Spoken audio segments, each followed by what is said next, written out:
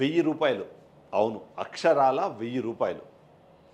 ఇది మీరేమనుకుంటున్నారు? రూ. 1000 అంటే ఏదన్నా రైతులకో, సామాన్యులకో, ప్రజలకో అందుతున్న సహాయం అనుకుంటున్నారా? కాదు.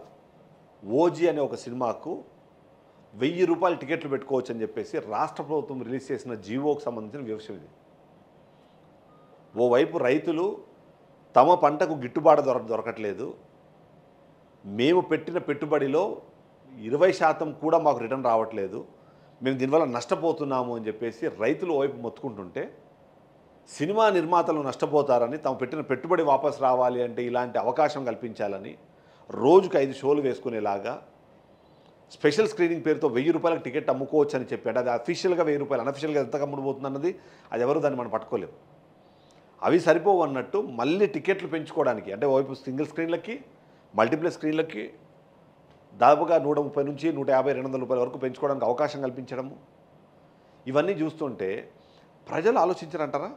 సామాన్య రైతులేమో తాము కష్టపడి పండించిన పంటకు గిట్టుబాటు దొరకట్లేదు, మద్దతు దొరకట్లేదు అని వాళ్ళు బాధపడుతుంటే, వాళ్ళ గురించి మాట్లాడే నాయకుడు మనకు కనిపించిన సిచ్యువేషన్లో డిప్యూటీ సీఎంగా ఉన్న పవన్ కళ్యాణ్ తీసిన సినిమాకు సంబంధించిన నిర్మాతలు నష్టపోతారేమో అని చెప్పేసి రోజుకి 5 షోలు వేసుకొని స్పెసిఫిక్గా ఈ బెనిఫిట్ షోకి రూ. 1000 టికెట్ పెట్టుకొని మీరు అమ్ముకోవచ్చు అని చెప్తున్నది అని చూస్తుంటే అసలు రాష్ట్రం ఎడిపోతుంది అన్నది చాలామంది ప్రశ్నిస్తున్నారు. విశ్లేషకులు అయితే నిజంగానే ముక్కు మీద వేలేసుకుంటున్నారు. ఒక టికెట్ ధర నిర్ణయించే అవకాశము, ఆ హక్కు, అధికారము రాష్ట్ర ప్రభుత్వం అనుకున్నప్పుడు మద్దతు ధర, గిట్టుబాటు ధర దొరకాల్సిన పరిస్థితిని కల్పించాల్సిన ప్రభుత్వం బాధ్యత లేదంటారా? ఎందుకు అటువైపు ఆలోచించట్లేదు? రోజు అంటే ఆ టమాటాలో, ఆ ఉల్లిగడ్డలో, ఇవేవో అంటే ఏవైతే రైతులు పండిస్తున్న పంటలు లేని మన కడుపు నిండదు. మన కడుపు నిండాలి అంటే ఆ రైతు బతుకు ఉండాలి. ఒక మాట కూడా వింటుంటాం మనము, లాభ నష్టాలకు సంబంధం లేకుండా వ్యాపారం చేసేది ఒక వ్యవసాయదారుడు మాత్రమే. వ్యాపారం అనే పదం ఎందుకు వాడాను అంటే అక్కడ మనీ సర్క్యులేషన్, ట్రాన్సాక్షన్స్ జరుగుతాయి కాబట్టి. కానీ వాళ్ళు చేస్తున్నది వ్యాపారం కాదు, ప్రజలకు సేవ.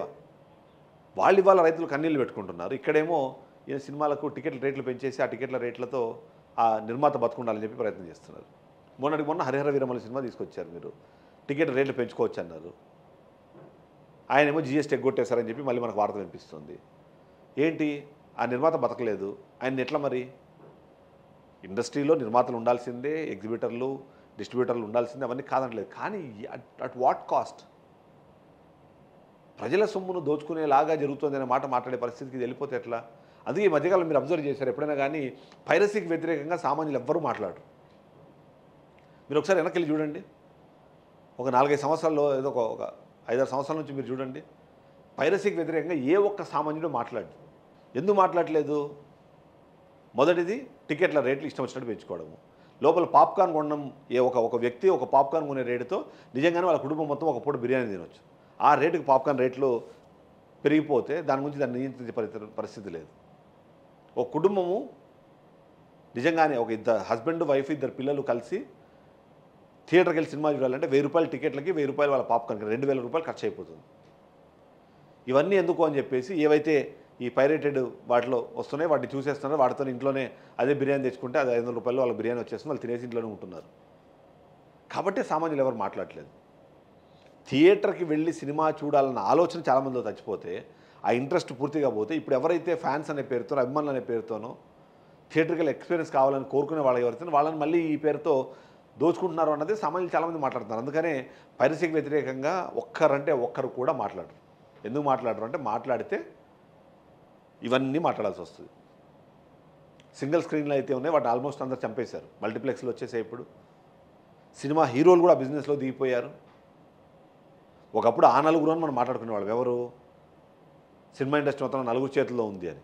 ఇప్పుడు ఆ నలుగురికి ఇంకో 10 మంది యాడ్ అయ్యారు. అల్లు అర్జున్ సొంతంగా థియేటర్స్ పెట్టేశారు, ప్రభాస్ సొంతంగా థియేటర్స్ పెట్టేశారు, రవితేజ సొంతంగా థియేటర్స్ పెట్టేశారు, మహేష్ బాబు సొంతంగా థియేటర్స్ పెట్టేశారు. అంటే థియేటర్స్ పెట్టేశారంటే వాళ్ళు కూడా బిజినెస్లోకి వచ్చేసారు.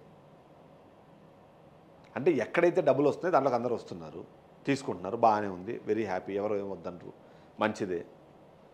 కళాత్మకత అన్న విషయానికి ఆ డిస్కషన్ ఉన్నా సరే దాని గురించి మనం మాట్లాడాల్సిన అవసరం లేదు. ఎంటర్టైన్మెంట్ అనే ఉద్దేశంతోనే సినిమాని చూద్దాం. వీళ్ళ కోసం బాధపడుతున్న చాలామంది ప్రభుత్వాలు ఆ రైతుల కోసం ఎందుకు బాధపడట్లేదు? వాళ్ళ గురించి ఎందుకు ఆలోచించట్లేదు? ఆ వైపుగా ఆలోచించకపోతే మన దగ్గర రైతుయే రాజు అనేవాడు అని అంటారు చూసారా? ఇప్పుడు రైతు రాజు కాదు. ఆల్రెడీ రైతు రాజుగా బతికేవాడంట అనుకుంటున్నాం మనము. కొద్ది రోజుల తర్వాత రైతు బతికేవాడంట అని కూడా మాట్లాడుకోవాల్సి వస్తుంది. మొత్తం అంతా ఆర్టిఫిషియల్ ఇంటెలిజెన్స్‌లో ఇవాళ అన్నీ వచ్చేసినట్టు రేపొద్దున వ్యవసాయాన్ని కూడా పూర్తిగా మెషినరీతో ఆర్టిఫిషియల్ ఇంటెలిజెన్స్‌తోనే చేయాల్సిన పరిస్థితి అయితే వచ్చే పరిస్థితులే కనిపిస్తుంది. అవి రావాలన్నా సరే ఏంది ఖచ్చితంగా ఒక ఆర్గనైజేషన్, ఒక కంపెనీ రావాలి. వాడు లాభ నష్టాలు బేరీ చేసుకున్న తర్వాతనే వాడు ముందుకెళ్తాడు. నష్టం వచ్చే పని వాడు చేయడు. నష్టం వచ్చే పని వాడు చేయకుండా ఉన్నాడంటే ఆటోమేటిక్గా అప్పుడు మనకి చాలా వస్తువులు అన్నీ కూడా చరిత్రలో కలిసిపోతాయి. కొన్ని పంటలు అసలు వేయరు. మద్దతు ధర రాదు అనుకుంటే ఆ పంటలు వేయరు. ఏవైతే బిజినెస్ పాయింట్ ఆఫ్ వ్యూ అంటే పారిశ్రామికంగా పనికొచ్చేవి అయితే ఉంటాయో వాటి వైపు అందరూ వెళ్ళిపోయారనుకోండి. What is the next? రైతు లేకపోతే దేశం లేదు. కానీ ఆ రైతును పట్టించుకునే పరిస్థితుల్లో ఈ రాష్ట్ర ప్రభుత్వాలు, కేంద్ర ప్రభుత్వాలు లేకపోవడం అనేది మాత్రం ఖచ్చితంగా బాధాకరమైన విషయం. చూద్దాం, అట్లీస్ట్ ఇప్పటికైనా ఆలోచిస్తారేమో. Thank you.